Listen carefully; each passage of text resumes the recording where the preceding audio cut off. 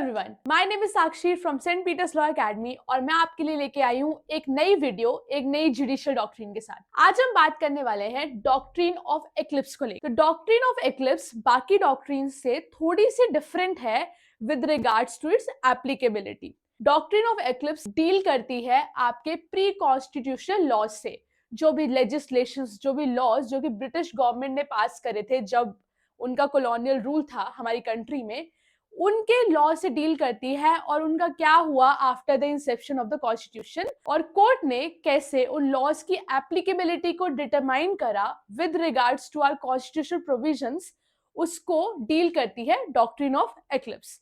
तो doctrine of eclipse हमारी article 13 clause 1 of the Indian constitution में कंटेन्ड है। सो क्या कहता है आपका article 13 clause 1 of the Indian constitution? Article 13 clause 1 of the Indian constitution कहता है कि जो भी लॉज जो कि ब्रिटिश गवर्नमेंट के टाइम पे, उनके इंसेप्शन के टाइम पे वैलिड थे, बट एज सून एज हमारी इंडियन कॉन्स्टिट्यूशन फोर्स में आई, वो अनएनफोर्सेबल हो गए। Why? Because they were inconsistent with part 3 of the Indian constitution which deals with the fundamental rights of the Indian citizens. तो ये जो लॉज हैं बेसिकली ये वॉइड है बिकॉज ये इनकंसिस्टेंट है with the fundamental rights. However वो dead नहीं है बल्कि एक डोरमेंट पोजीशन में है। What is dormant position? Dormant position को हम बोल सकते हैं एक ऐसी पोजीशन जिसमें ये लॉज अनएनफोर्सेबल हैं, लेकिन अगर फ्यूचर में कोई सब्सिक्वेंट कॉन्स्टिट्यूशनल अमेंडमेंट होती है जो कि इन लॉज में जो इनकंसिस्टेंसी है वॉयलेटिव और पार्ट 3 होने पे उसको रिमूव कर देती है, तो ये लॉज फिर से फोर्स में आ जाएंगे। तो ये लॉज डेड नहीं है बल्कि सिर्फ अनएनफोर्सेबल है, जिनको किसी अमेंडमेंट के थ्रू फिर से जो है फोर्स में लाया जा सकता है। तो इन्हीं लॉज की एप्लीकेबिलिटी को डिटरमाइन करता है आपका doctrine of eclipse. Doctrine of eclipse किन लॉज पे एप्लीकेबल है? ये एप्लीकेबल है आपके प्री कॉन्स्टिट्यूशनल लॉज पे, जो कि इंसेप्शन के बाद उनका एनफोर्सेबिलिटी डिटरमाइन करने के लिए। अब डॉक्ट्रिन ऑफ एक्लिप्स को हम हर लेजिस्लेशन पे तो अप्लाई नहीं कर सकते, तो what were the elements of the doctrine of eclipse? Doctrine of eclipse को किन लेजिस्लेशंस पे अप्लाई कर सकते हैं, इसको डिटरमाइन करने के लिए ये वेरियस एलिमेंट्स है। फर्स्ट ऑफ ऑल, जो लेजिस्लेशन है वो एक प्री कॉन्स्टिट्यूशनल लेजिस्लेशन होनी चाहिए। जब हमारा कॉन्स्टिट्यूशन 1950 में फोर्स में आया था, उससे पहले के जो भी लेजिस्लेशंस है उस पे ही ये डॉक्ट्रिन अप्लाई होती है। सेकेंडली, ये लेजिस्लेशंस इन कॉन्फ्लिक्ट होने चाहिए आपकी फंडामेंटल राइट्स से। अब since after the inception of the constitution, the executive and the legislature are only suppose to make laws which are consistent with the fundamental rights of the citizens. लेकिन यही चीज जब हम कॉलोनियल रूल के under थे, वो चीज इतनी ऑपरेटिव नहीं थी, इतनी फोर्स में नहीं थी। तो जो लेजिस्लेशंस जो कि इनकंसिस्टेंट है हमारे सिटीजन्स की फंडामेंटल राइट्स से, उन लेजिस्लेशंस पे ही डॉक्ट्रिन ऑफ एक्लिप्स अप्लाई होती है। तो फर्स्ट ऑफ ऑल, ये एक प्री कॉन्स्टिट्यूशनल लॉ होना चाहिए, एंड सेकंड, वो इन कॉन्फ्लिक्ट होना चाहिए हमारी फंडामेंटल राइट्स से। जब ये दो चीजें सेटिस्फाई होती हैं, जब ये टू एलिमेंट सेटिस्फाई होते हैं, तो जो लॉ है, जो प्री कॉन्स्टिट्यूशनल लॉ है, वो इनऑपरेटिव बन जाता है।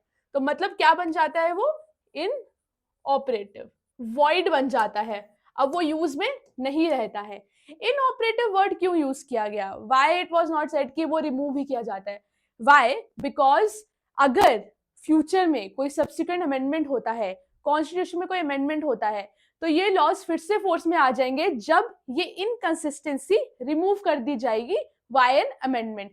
इसीलिए ये लॉज अभी इनऑपरेटिव है, अनएनफोर्सेबल है, but the doctrine of eclipse determines. अब जब हम वेरियस लेजिस्लेशंस के बारे में पढ़ ही रहे हैं, वेरियस लॉज के बारे में पढ़ ही रहे हैं, तो हमारे दिमाग में एक और क्वेश्चन आ सकता है कि ma'am, does this doctrine applies to आपके पोस्ट कॉन्स्टिट्यूशनल लॉज? तो the answer is, according to article 13 clause 2, this doctrine does not apply to the post constitutional laws. ये सिर्फ प्री कॉन्स्टिट्यूशनल लॉज पे एप्लीकेबल है, क्योंकि कॉन्स्टिट्यूशन के Inception के बाद ये बहुत ही क्लियर किया गया था हमारे कॉन्स्टिट्यूशन प्रोविजंस में कि अगर कोई लेजिस्लेशन, कोई लॉ अडॉप्ट होता है जो कि वॉयलेट करता है फंडामेंटल राइट्स ऑफ सिटीजन्स को, वो against the provisions of the constitution होगा, अल्ट्रा वायरस होगा, कॉन्स्टिट्यूशनली इनवैलिड होगा और उसको स्ट्रक किया जाएगा। ठीक है, क्लियर? अब ये तो क्लियर हो गया कि ये पोस्ट कॉन्स्टिट्यूशन लॉज पे अप्लाई नहीं होता है। डॉक्ट्रिन ऑफ एक्लिप्स को लेके एक बहुत ही लैंडमार्क जजमेंट पास हुई थी, जिसमें सुप्रीम कोर्ट ने इस डॉक्ट्रिन को एस्टैब्लिश किया था, which is Bhikaji versus state of Madhya Pradesh. 1955 का केस है ये। अब इस केस में क्या हुआ था कि जो स्टेट गवर्नमेंट थी उन्होंने 1948 ईयर में एक एक्ट पास किया था जिसने मोनोपोलाइज कर दिया था आपके मोटर व्हीकल ट्रांसपोर्ट बिजनेस को उस पर्टिकुलर प्रोविंस में।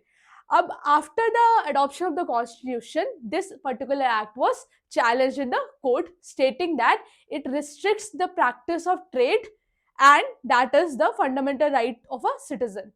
तो उस टाइम पे for a brief period of time doctrine of eclipse was applied on this particular legislation, restricting its usage and thus making it inconsistent with the constitutional provisions.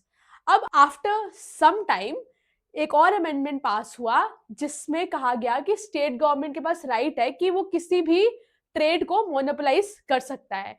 तो since this amendment remove that shadow of unconstitutional provisions from this particular legislation, तो doctrine of eclipse अब इस particular legislation पे apply नहीं हुआ। So a brief period of time तक आपका inconsistency apply हुआ इस लेजिस्लेशन पे, because it was inconsistent with the provision of the constitution, that is part 3 of the constitution, हमारी fundamental right of trade and practice any profession. But with another amendment जब state government को वो right grant किया गया कि वो किसी भी बिजनेस को मोनोपोलाइज कर सकते हैं, तो इस particular legislation say that shadow of inconsistency was removed and this became constitutionally valid again. So the doctrine of eclipse was established in this particular judgment. I hope I was clear enough and you were able to understand what is the doctrine of eclipse, from where it was originated and how it was applicable in the Indian context and the judgment itself. Thank you everyone. That's all from my side.